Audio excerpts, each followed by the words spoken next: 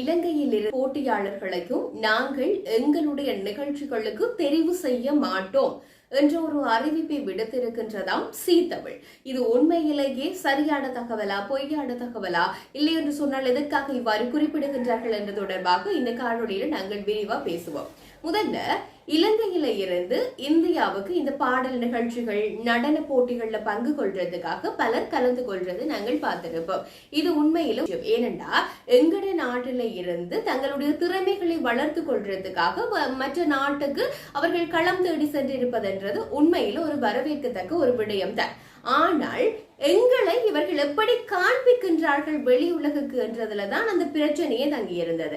ஏனென்றா இது தொடர்பாக பல்வேறுபட்டவர்களும் வெளித்தளங்கள்ல பொது வழிகள்லையும் தங்களோட கருத்துக்களை பதிவு செய்திருந்தது. அதுல என்னன்னு சொன்னா, குறிப்பா இப்ப சமீபத்துல சர்ச்சையை ஏற்படுத்தி இருந்த ஒரு விடயமாக நாங்கள் இந்த ஆடை சர்ச்சையை சொல்லலாம்.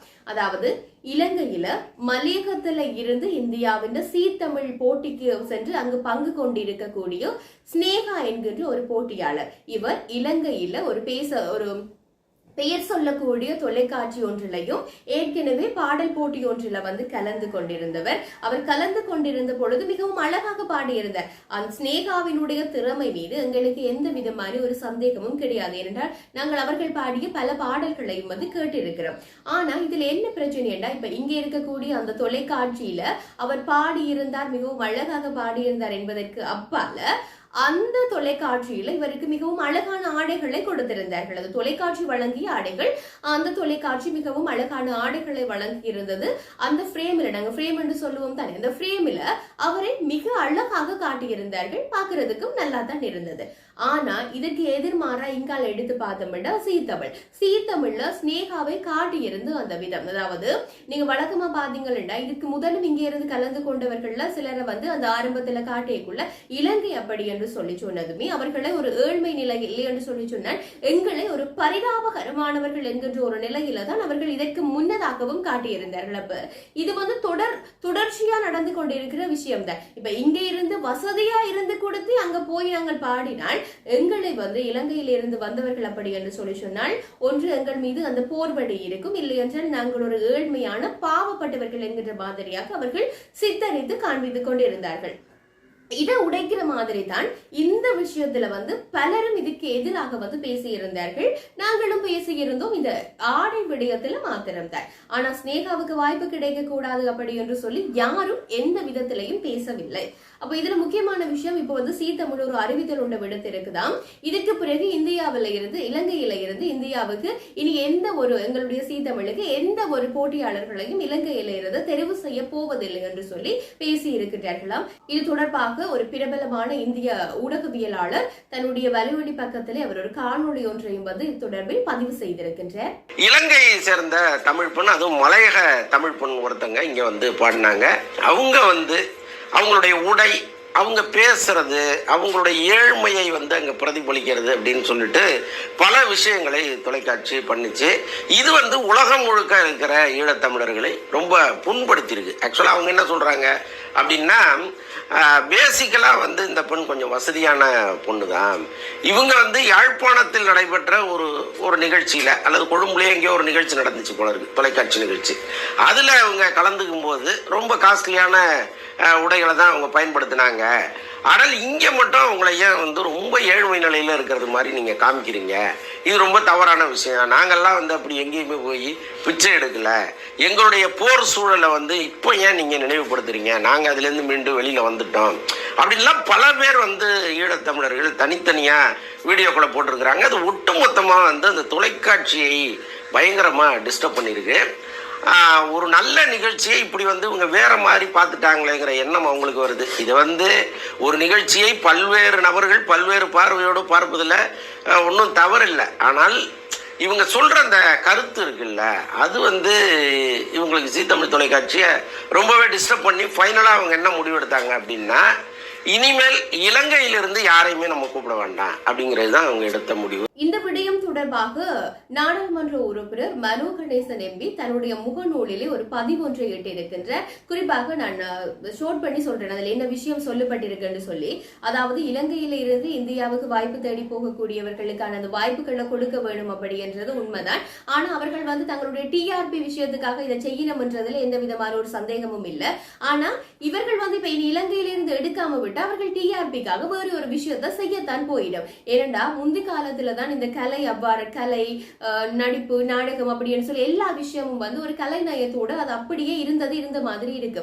ஆனா இப்ப எல்லாம் வந்து தங்களுடைய டிஆர்பிக்காகவும் தங்களுடைய புகழுக்காகவும் தான் விஷயங்கள் எல்லாம் நடக்குது என்று சொல்லிக்குள்ள கட்டாயமா அவை தங்களுடைய டிஆர்பிக்காக இப்படியான விஷயத்தை எல்லாம் செய்யத்தான் போயிடும் என்ற மாதிரி நாடாளுமன்ற உறுப்பினர் மனோ கணேசன் எம்பி தெரிவித்திருக்கிறார். அது மாத்திரம் இல்லாமல் இவர் சொல்லி இருக்கக்கூடிய இந்த விஷயம் உண்மை அப்படி என்று சொல்லி சொன்னால், இந்த ஊடகவியலாளர் சொல்லி இருக்கக்கூடிய விஷயம் உண்மை அப்படி என்று சொல்லி சொன்னால் நிச்சயமாக இதனை அவர்கள் மறுபரிசீலனை செய்ய வேண்டும். இரண்டு எங்கள் நாட்டு மக்களுக்கும் வாய்ப்புகள் வழங்கப்பட வேண்டும் அப்படி என்று சொல்லி அவர் சொல்லி இருக்கின்றார். உண்மையில வாய்ப்புகள் வழங்கப்பட வேண்டும் என்றதுல எந்த விதமான ஒரு மாற்று கருத்தும் கிடையாது. கட்டாயம் எங்களுக்கான வாய்ப்புகள் தேவைதான். ஆனா அந்த வாய்ப்புகள் கிடைத்ததுக்கு பிறகு இவர்கள் எங்களை எப்படி சித்தரிக்கின்றார்கள் என்பதுதான் பெரிய பிரச்சனை. இப்ப நீங்க பாத்தீங்கன்னா இப்ப இந்த மலையகப்பன் ஸ்னேகா தொடர்பில் அவர்களுடைய பெற்றோர்கள் கூட காணொலி ஒன்றை வெளியிட்டிருந்தனர். அதாவது உண்மையிலேயே எங்களுக்கு கஷ்டம் தான், அந்த உடைகள், அந்த சாப்பாடு, அந்த அது எல்லாமே வந்து அந்த தொலைக்காட்சியால வழங்கப்பட்டதுதான். மற்றது நாங்கள் கஷ்டம் தான். எங்களோட பிள்ளை வந்து ஆடையை வந்து கூட நண்பர்கள்ட்ட இருந்துதான் வாங்கி போட்டு கொண்டு போவோம். அவ்வளவு தூரத்துக்கு நாங்கள் ஏழ்மை நிலையானவர்கள் தான் என்று அவர்கள் சொல்லுகின்றார்கள்.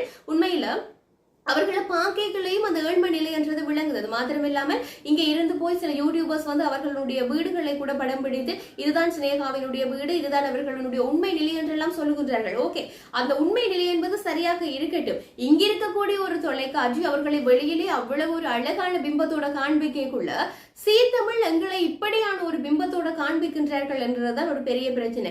அதாவது உள்ளதை உள்ளபடி காட்டுறது என்றதுல தவறு இல்லை. ஆனா தொடர்ச்சியா இது தொடர்ந்தே வந்து கொண்டிருக்குது. அது நான் ஏற்கனவே சொன்ன மாதிரி இங்க இருந்து ஒரு வசதியான பிள்ளை அங்க போனாலும் அந்த பிள்ளை ஒரு ஏழ்மை நிலையில காட்டினோம். அது மாத்திரம் இல்லாம புலம்பெயர் தேசத்துல இருந்து அந்த பிள்ளை வருதுன்னு சொல்லிக்குள்ள ஏதோ ஒரு காரணத்துக்காக அந்த பிள்ளைய வந்து அந்த யுத்த வடுவோட சேர்க்கணும். சிலவன் அந்த பிள்ளை அங்கேயே பிறந்து அங்கேயே வளர்ந்த பிள்ளையா கூட இருக்கும். ஆனா அந்த பிள்ளைக்கு வந்து இங்க என்ன நடந்துன்னு தெரியாது. வெறுமனே யாரும் சொல்லித்தான் சில விஷயங்களை வந்து கேட்டு இருக்கு.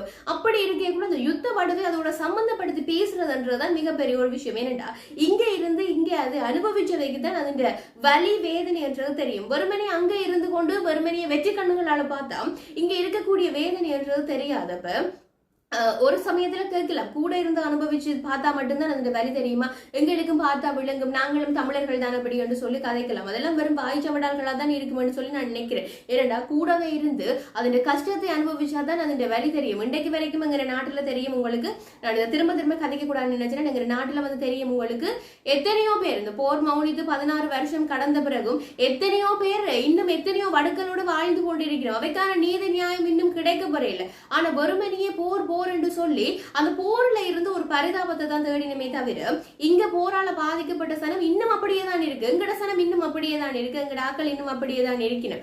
அப்ப அவைகளுக்கான ஒரு நீதி நியாயத்தை நீங்க கொடுக்குறீங்களா அப்படின்னு சொல்லி கேட்டா கிடையாது. ஆனா எல்லாமே அந்த வெளிப்பகட்டுக்காக செய்யற தோற்றங்கள் மாதிரி தான் இருக்குது. அப்படி இருக்கக்குள்ள இவர்கள் இனிமேல் இலங்கையில இருந்து போட்டியாளர்களையே எடுக்க மாட்டோம் என்று சொல்றது எவ்வளவு பெரிய ஒரு வன்மம். ஏனென்றா நாங்கள் இப்படித்தான் தொடர்ச்சியா காட்ட போறோம். இலங்கையில இருந்து வந்தா உங்களை நாங்கள் நிச்சயமா நாங்க பரிதாபமா தான் காட்ட போறோம். அப்ப இனிமேல் உங்களுக்கு பரிதாபமா காட்ட வேண்டாம், உங்களுக்கு வாய்ப்பும் இல்ல, போங்க கொண்டு விரட்டி அடிக்கிற மாதிரி தான் இந்த சம்பவம் இருக்குது. ஆனா இது வந்து அவர் சொல்லி இருக்கின்ற விடயம் இதுதானே. அவர்கள் தொடர்ச்சியா இதை கை கொள்ள போகின்றார்களா மேற்கொள்ள போயினமா என்றதெல்லாம் தெரியவில்லை. அப்படி நாங்க பாக்கைக்குள்ள வந்து ஆக எங்களுக்கு இருக்கிற ஒரே ஒரு விஷயம் அதுதான், எங்களை வந்து பாவப்பட்டவர்களா காட்டாதீங்க, உண்மையா காட்டுங்க. தொடர்ந்து எங்களை பாவப்பட்டவர்களா இலங்கை அப்படி என்று சொன்னாலே வாயப்பிழந்து இலங்கையா நீங்கள் கஷ்டப்பட்டவர்களா, நீங்க கஷ்டம், உங்களுக்கு சண்டை, உங்களுக்கு சாப்பிட வழி இல்லை, உங்களுக்கு போடுறதுக்கு உடுப்பு இல்லை அப்படி என்று சொல்லி அவ்வளவு வன்மம் எல்லாம் நீங்க காக்காதீங்க. அவ்வளவு தூரத்துக்கு இங்க அப்படி ஒன்றும் இல்லை. ஏன்னா இங்கேயும் எல்லாருமே விசாலமா தான் இப்ப வாழ்ந்து கொண்டிருக்கிறோம். வறுமை இல்லை என்று நான் சொல்லல. இலங்கையில வறுமை இருக்கு, எந்த நாட்டிலையும் வறுமை இருக்கு. இந்தியாவில வறுமை இல்லையா இல்ல கேட்கிறேன். இரண்டாம் வறுமைன்னு எங்களை போட்டு அடிக்கிறீங்க. இந்தியாவில வறுமை இல்லையா? இல்லை என்று சொல்லி சொன்னால் எங்கட நாட்டுல மட்டும்தான் இந்த பிச்சை எடுப்பவர்கள், யாசகம் கேட்பவர்கள் இருக்கின்றார்களா? உங்களுடைய நாடுகள்ல இல்லையா? அப்படி இருக்கக்குள்ள தொடர்ந்து எங்களை இப்படியாக தள்ளாதீர்கள் அப்படி என்றுதான் பலர்கிட்ட கருத்து. இப்ப நீங்கள் வந்து சமூக ஊடகங்கள்ல எடுத்து பாத்தீங்கள் என்று சொல்லி சொன்னாலும் இது நான் மட்டும் கதைக்கே இல்லை, பலர் கதைக்கக்கூடிய விஷயம் இதுதான். அதாவது எங்களுக்குள்ள திறமைகள் இருக்கு, அந்த திறமைக்கான நேர்மையான வாய்ப்புகளை அங்கீகாரத்தை தருங்க. ஆனா இன்னும் ஒரு புறம் நாங்க பார்த்தோம்னா உங்களுக்கு எல்லாம் தெரியும், இங்க இருந்து ரெப்சிலோன் வாக்கீசன் அப்படி என்று சொல்லி அவர்களுடைய டீம், அவர்களுக்கு இப்ப மிகப்பெரிய வாய்ப்பு கிடைத்திருக்கு. அது எங்களுக்கு மகிழ்ச்சி. ஏனென்றா உள்ளது உள்ள மாதிரி அந்த திறமையை அங்கீகரிச்சிருக்கிறீங்க, அதெல்லாம் நாங்க ஏற்றுக்கொள்ளுவோம். அது மாத்திரம் இன்னும் ஒரு பக்கம் பாத்தீங்கள் என்று சொல்லி சொன்னால் ஏராளமான திறமைகளை நாங்க பார்த்தோம்னா அதன் பின்புலத்தை ஆராயிருது. ஓகே, இவர்களுக்குள்ள எதுவும் வறுமை இருக்கா, அதை போட்டு நாங்கள் எப்படி டிஆர்பியை சம்பாதிக்கிறது அப்படி என்று சொல்லி பெரிய விஷயம் இருக்குது. ஆக இதெல்லாம் எங்களுக்கு தெரியும். இதெல்லாம் ஒரு நாங்க இப்போ ஒரு பெரிய ஒரு வர்த்தகமயமான உலகத்துல தான் வாழ்ந்து கொண்டிருக்கிறோம். எல்லாமே பிசினஸ் நோக்கத்தோட தான் போய் கொண்டிருக்கு, அதெல்லாம் எங்களுக்கு தெரியுது. ஆனா எங்களை இப்படி காட்டாதீங்க அப்படின்றதுதான் எங்கிட்ட ஒரு நிலைமை. ஆனால் அவர்களுக்கான திறமைக்கான அங்கீகாரம் என்றது சரியான நேரத்துல சரியான இடத்துல கிடைக்க வேண்டும் என்றதுல எந்த விதமான ஒரு சந்தேகமும் கிடையாது என்று சொல்லிக்கொண்டு இன்றைய தினம் இந்த காணொலியை நான் முடிக்கிறேன். உங்களோட கருத்துக்களையும் பகிர்ந்து கொள்ளுங்க. தொடர்ந்தும் கதைப்போம்.